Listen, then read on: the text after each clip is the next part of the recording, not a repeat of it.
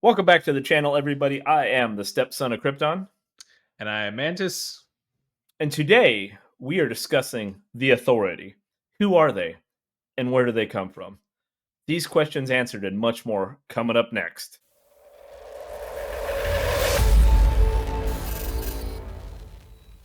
Now, you may be asking yourself, who is the Authority, and what do they have to do with a channel called You, Me, and DC?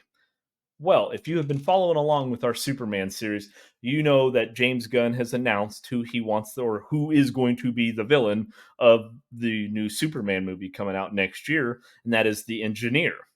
The Engineer is a member of the Authority. Mantis, do you want to tell I was us? gonna say, I was gonna say, who's the authority? Like what? Who is involved in authority? I'm not familiar, so this is gonna be more of a learning video for me. All right, well, then allow me to explain who the Authority is. It's a loaded question, actually. There is a lot of backstory here. And part of that backstory, we're going to have to go back to who the group was before the Authority. So, in March of 93, I keep thinking 83 for some reason. In March of 93, uh, the Stormwatch appeared in comics. That was their first comic book appearance. And basically, they were a group of heroes that what had happened is in the 70s, Earth, the United Nations, they have this orbiting space station called Skywatch. Um, and if you've seen the Fantastic Four, the original Fantastic Four movie, I have. where basically they're up on that space station, the Von Doom space station, and that comet Mhm. gets too close and the radiation gives them their powers, it did something similar, except it killed most of the people on the station, and the Unlucky. survivors, yeah, right, and the survivors got superpowers, and they become Should have been in the Stormwatch. different. Should have been in the other movie. They wouldn't have died. Right, right, like what part of the space station do I need to be on to get powers versus Yeah. die, Yeah. But um, so they develop powers. Now, guys, this is just a kind of a brief overview. I don't want to go into like because there is and it can get a little confusing if you don't follow and know the comics and all that stuff. So I'm just giving a brief overview because that's probably all you're going to be getting in Superman. But I want you to know who these characters are. So basically, the Authority's job, or the I should say, Stormwatch's job, it was to monitor Earth and deal with any extraterrestrial threats, all of that. Well, what happens is there is a alien threat that basically wipes out most of Stormwatch, destroys Skywatch, and the surviving members of Stormwatch in 99, I think in the comics. It was in real life in 1999. Those Mhm. surviving members founded the Authority, and basically what it was is where Skywatch and Stormwatch were. It was heavily political. It was all controlled by United Nations and the interest of them. The Authority was different. They became the Authority. There was no more waiting for all this politics to act and make decisions. They were going to do what they wanted and damn the consequences. So they Hence are their kind name. of do what? I said hence their name. Like, Yes, they weren't exactly. the wait for confirmation before we act group. Like, you know. God, could you imagine putting that on a building? Yeah. Um, so, and that's exactly what he's saying is exactly right. They're not they will get the job done, but it's kind of like at what cost? And that's why they've always been kind of neutral in the comics. And there is a comic book run called Superman and the Authority where they cross over because the Authority doesn't exist within the normal universe. They are in what's called Wildstorm universe. Um, that's where they are. So I'm really curious how they're going to do the tie-in with our current universe. Um, as well, they've had run-ins with the Green Lantern Corps because the Authority again thinks they are Right. the Authority making decisions, where the Green Lantern Corps kind of believes they should make the decisions Yeah. and control what happens when it comes to the security and the protection of Earth. So there are several key people that again, we know the engineer is going to be in Superman, um and the engineer herself, basically she was more of a newer addition. She injected herself with nanites because basically what happens is the Skywatch. It's kind of similar to what is it on Netflix? Jupiter, Jupiter's Legacy. If you Mm. ever watched that show, it's only getting one season. I love that show. That's actually a really great show. But um, basically they get their powers and you see how they get their powers, but then what we're dealing with is kind of in the future is their descendants. And so basically what happens with the authority is it's the next group of people after the original Stormwatch that got their powers, and that's where the engineer comes in. Except she injects herself with nanites and basically becomes liquid metal and all of that.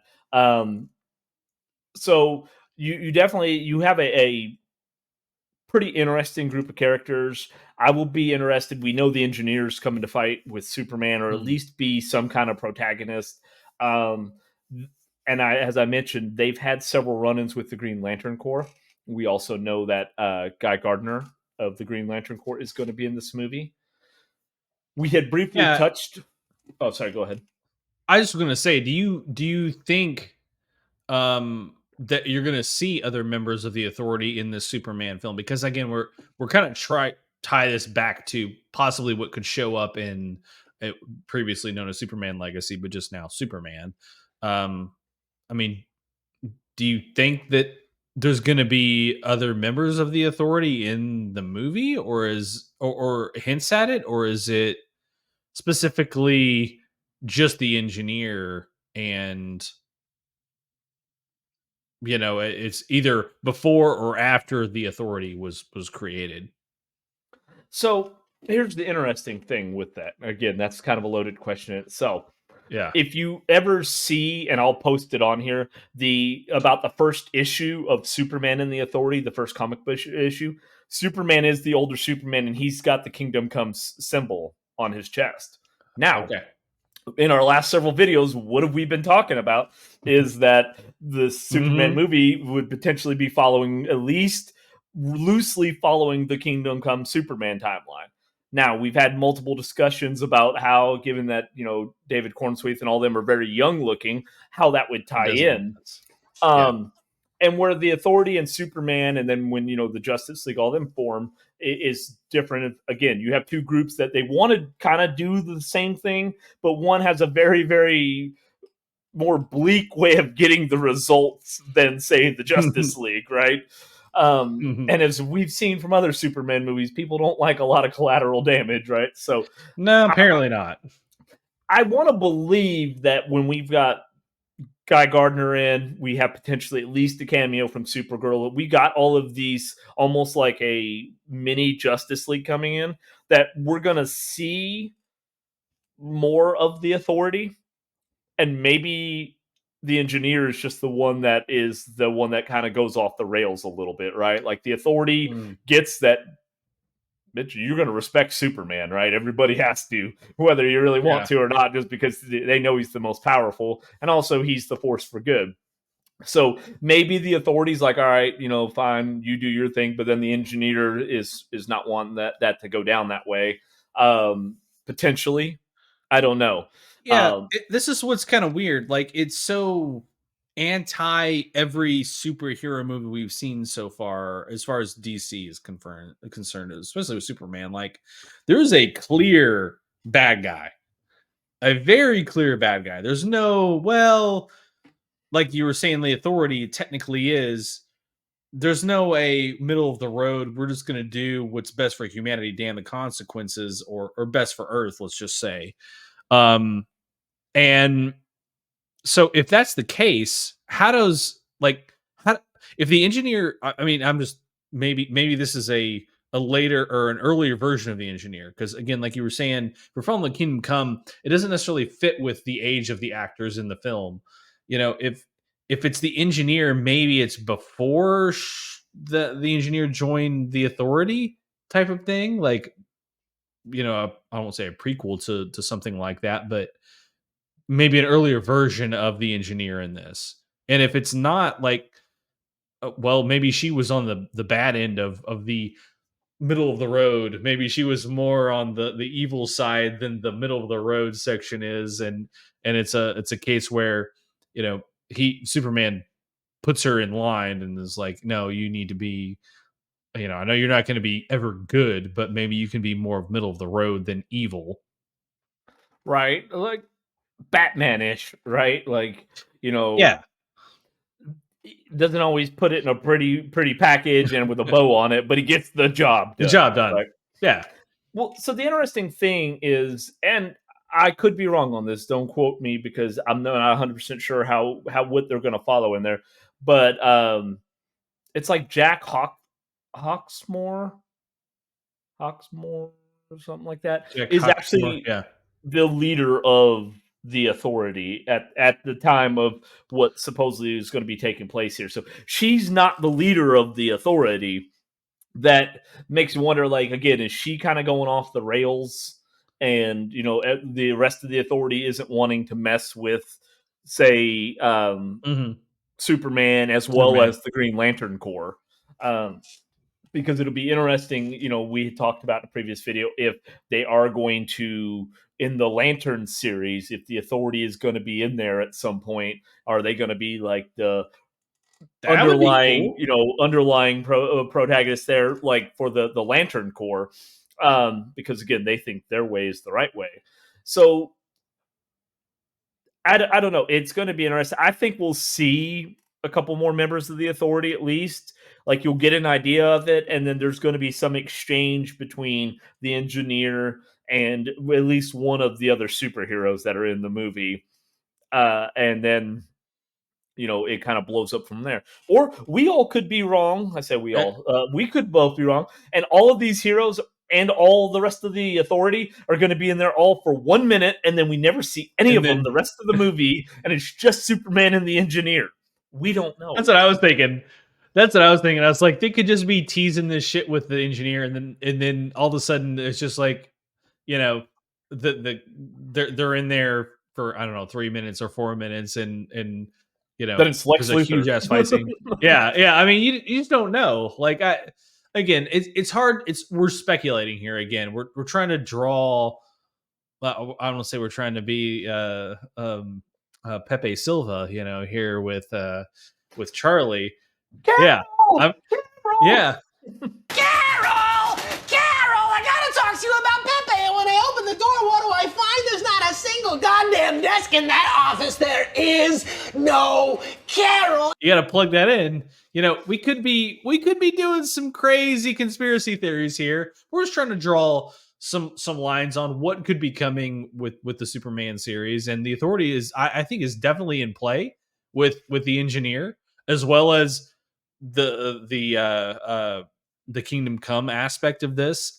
It could be one of the things they're trying to set up, like you said, because again, they're going to be doing a lot all at the same time, along with their animated series, along with the Lantern Corps series on, is that on Max? I think it that's on is. Max.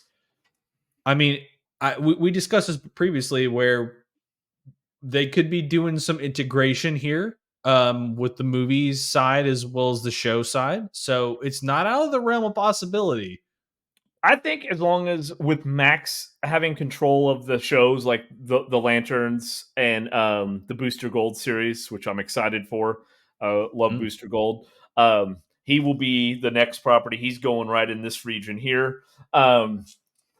So which Nice. I love. There'll be nothing but like Green Arrow. I've got Superman, Flash, all them, and then there'll be Booster Gold, and most people aren't going to know who the fuck he is until because I'll have that well before the movie ever comes out, but or the series comes out. But I think if Max is the one controlling those, I don't think they're going to have a problem doing tie-ins with the movies. Whereas Mm, because the Arrowverse resided on network television and a relatively smaller network. It wasn't like we'd said, ABC or right. CBS or Fox. It was the CW that they're like, no, we don't want any part of that. Like, I uh, think, just on a side note, I think the fact, like, it's really about money. Like, because when you're bringing in a movie star into a short series, the amount of money that it costs to bring them in could be half the budget of what a CW series cost, right? Like, with Max, you get a lot more playroom with that. They've got the budget, they've got the studios to do it right. This was obviously in view with the Superman and Lois series. Like, you could tell that the budget was way bigger. And I agree with you. Like, if they're gonna do it, Max is such the perfect platform, because I think the only other, I'm trying to think, aside from the crossover that had Ezra Miller in there for all of what, 5 minutes or 5 seconds or 10 seconds or whatever it was. Like, I know with Agents of Shield, they did a couple of stuff in there with Samuel L. Jackson, I think, right? Wasn't he in a He couple was so episodes? he was in 2 episodes. At least to be fair, I haven't seen the latter seasons. I kind of gave up on it. Mhm.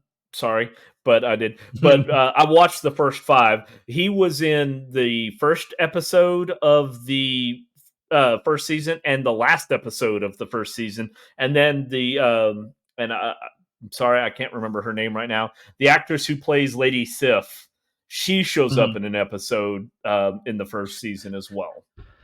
So it's like they tried to, and it maybe didn't work, or maybe the budget just wasn't there to keep them in once it took off, type of, the movies did. Like, I mean, I don't know. I feel like, again, this is where I just reading the tea leaves, where Max has the budget, they have the studio to do it, and it could be something awesome, right? I don't. I This is my position. I think I've said this before. I'm in a position where I don't think to watch a film, you should have had to have watched a whole series. I think that's dumb. I don't I don't like that idea. I think movies, oh, to watch a sequel, you need to have watched the first one. That kind of makes sense to me. But if you're telling me, again, and I don't think they're going to do this, but to watch this film, oh, you're going to have to understand what happened in Lantern Corps, I think that's a dumb premise. But that being said, it's not to say that bringing in superstars, movie stars in that Max can pull because they're HBO, um, wouldn't be awesome either. If they make it awesome, that's a different story. If it's a little side note like they kind of did with Agents of Shield, or with the Flash there, then, and maybe could have been something bigger. That's a different story with the Flash, but I'm cool with it to an extent. If it's a big part of the series and a big major, like if they're in multiple episodes and they end up being in the movies, and then tie it in like that, that's kind of cool to me. Well, I think with the Authority, especially, like I think we're going to see the Engineer, and it's kind of bring it all back full circle here to get back to because you know how we are, guys. We will go off on kind of you know. It's true. Now, I won't say this isn't a tangent in this point, but it's one idea leads to the next, but kind of bringing things full circle. I think with the Authority, because we're having the Engineer, is Mantis has said multiple times in previous videos, he does not, and it's seemingly also James Gunn does not like origin stories, right? Like they're in movies at least, is because it's Mhm. like, a lot of time gets eaten up to make a decent origin that then could be used. Because again, usually with a movie, you're doing an origin. Well, now we also have to set up the good guy, the bad guy, the reason for them being bad, and their arc, right? That's a lot to do in a movie when you take 30-40 minutes of origin, right? And similar to Mhm. like we talk with our videos, movies have proven, like, unless you're an established like Avengers level type movie, moving past that 2 hour mark is rough for people, right? People don't have the I don't attention get. span to sit there for it, I don't like it. you Too know. long. It's too long. Exactly. And that's a lot of people. So you introduce the Authority in Superman with the Engineer. Maybe you get to see briefly on them, and like I said, maybe in the Lantern series they show up, right? Because again, they do conflict with the Lantern Corps a bit. So maybe that gives you the backstory, because Origin is great in a television series where you have an entire season and you just put little tidbits throughout each episode that correspond and have something directly related to the episode you're watching. And then you're, this backstory, kind of like Arrow did, right?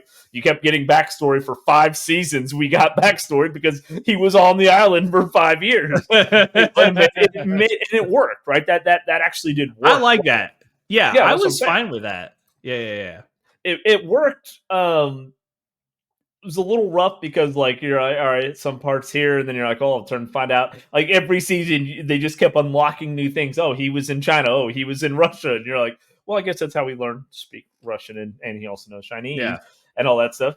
But it worked, right? So series like television series like the Lanterns. We talked about the Themyscira series. Things like that are great to give backstory when you have a big group like the Authority or the Green Lantern Corps, right? That is way too much to throw up for one movie.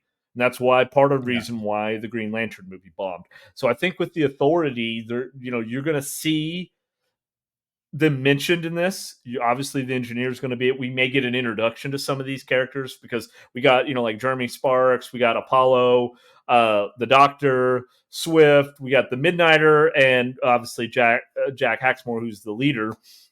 Side note for anybody who might care, actually Apollo and the Midnighter, they are actually the first or one of the first actual gay couples in comic books. Like this is again, we're talking in the 90s here. They had appeared. They were actually I think they're married. That's ahead of the AIDS epidemic. That was also, before. Technically, it was legal for them to. So I was like, hey, again, it's comic books, you can do what you want. But that's an important thing, and again, that's well established, right? So if you make that eventually, that comes into play. I'm not going to be like, oh, you're just included in the LGBTQ stuff in there. Like, no, that's well established in the 90s, from the beginning of the characters in the 90s. That's where they were. So that is an interesting point, right? It's where the I think the inspiration of Ace and Gary came from, if I'm not mistaken. And I'm not sure if you guys know who Ace and Gary is, but they were the what was it, the ambiguously gay duo from SNL. Ambiguously gay duo, the ambiguously gay duo. They are taking on evil, come what may. They are fighting all crime to save the day. They're extremely close. I don't know if you're familiar with the SNL skit, the ambiguously gay duo, but anyway, okay, you should look that up. I'll look it up and cut some stuff in because I don't know. Kind of like how he was saying at the beginning, he's not really familiar with the Authority. I'm not familiar with that, so boom, there you go. There's the even exchange. So yeah, sorry, I'll give my final thoughts here because we are getting kind of long on the video here, but yeah. I'm very intrigued with the fact that, because I didn't even think about it, possibly pulling in the Lantern Corps into this, and if that's what they're gonna do with it, I'm cool with that. Like, again, the fact that these films are on DCU and they're going to be within Warner Brothers aspect, but the shows are going to be in the HBO realm, I think it lends it very well to be a integrated universe, as far as you can follow the shows on Max and then you and maybe not necessarily need to watch them to watch the films, but maybe it gives you a little bit better understanding of what's going on. And that's what I like, because I like the fact that if they're going to spend a good amount of money on shows and make them great, that's awesome. I'm here for it, right? Like it's the shows that they put little time and effort into, and the little time and effort that they do put into it is, we need to have this many characters of this race, color, sexuality, whatever in there, is what pisses me off. And they spend all their effort on that shit, and then the story sucks. Like, I don't see that happening on Max. Hopefully the people at Warner Brothers and HBO and Discovery, essentially the parent company, have kind of seen what's going on with Disney and not do any of that. And I don't necessarily, again, this kind of ties in with James Gunn, if he's the lead architect of this whole thing. I don't think he's going that way. Seeing what he has or knowing what he has seen in the MCU and how Disney did their shit. I've seen some things, man, and some stuff. I just can't see him making that same mistake. So, Well, I agree. Here's my final thoughts. I don't think he's going to make that same mistake. And I think part of what's going to help him avoid not only the mistakes of the MCU, but the mistakes of the DCEU. And even before, Yes. when we talk about the original, like the original Green Lantern movie, I think he realizes what is too grandiose for a movie versus a series, right? Mhm. Having a Green Lantern series allows you to go into, because trying to explain who's the Guardians being some of the oldest beings in the DC universe, and explain them and how they harness the power of will and all that was way too much. And then to have a bad guy to throw into a movie, right? That was absolutely absurd. Yeah. You made the movie 3 hours long, it was still, that would have been way too much for an audience. But doing it through a series, same thing we talked about in previous video, or the Wonder Woman video with the mascara, doing all of those things through a series allow you, again, you don't have to watch the series to enjoy the movies, but if you want more background, go watch the series, and they're going to enhance the movie. It's not going to be That's what I you want. have to see everything, because that's honestly, no offense, but that's the current problem people are having with the MCU, is like, I don't want to watch 30 movies to catch up, right? Yeah. And how many ever series, I want to be able to, like, I want something that I can kind of, just kind of start in on, right? Well, if you do want that, you can go watch all the movies. You can, if you do want more backstory with these characters, you can watch these series. And then it fills in all those gaps that the movie really just doesn't need to waste time on. I love that idea. Yeah, to me, I know we're breaking plan here, but like, to me, that's the ideal situation, because what we really want is for this to succeed. Again, we do Marvel stuff as well, but we're both big fans of DC. And as much as shit as DC has gone through over the past 10 years has been bad, and it's been garbage, most of it. So, like, we really want this to succeed. And for it to succeed, you have to cater, whether you like it or not, to both parties. There are situations where the diehards want that backstory and they want the integration and they want that detail stuff. Awesome, you got it there with the series, but you also cater to normies. We call you normies. That don't necessarily understand this shit, and they don't want to know. They don't want to fucking watch, 8 episodes of Landing Core to know about the Authority, if that's the way they're going with this. They just want to jump in, like you said.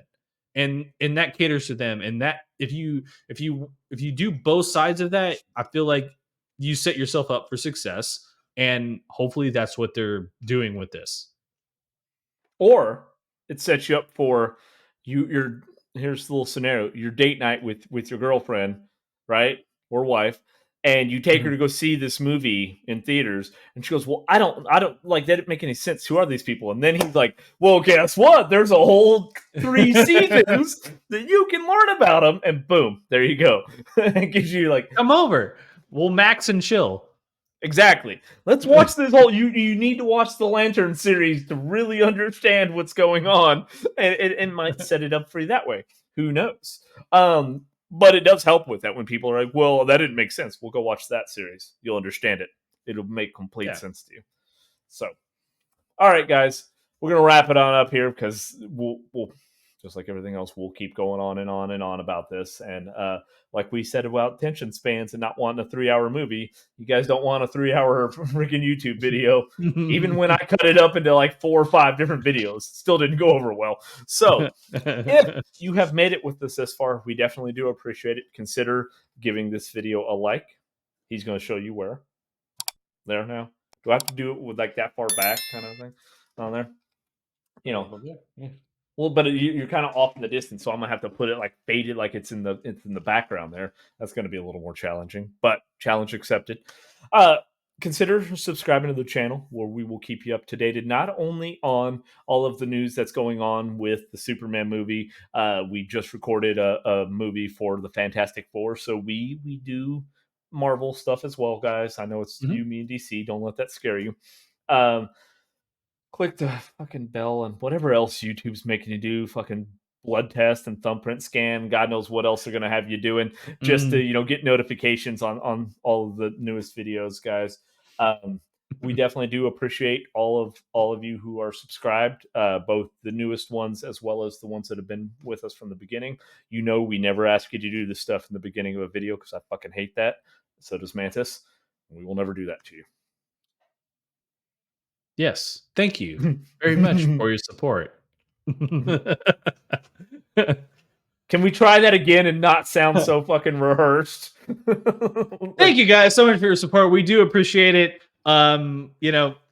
We do this just for fun. We have day jobs, so it's a passion of ours as well. So we do appreciate everyone watching, and You're supposed to say, smash that like button, click that bell notification. All right? That's what you're supposed to say.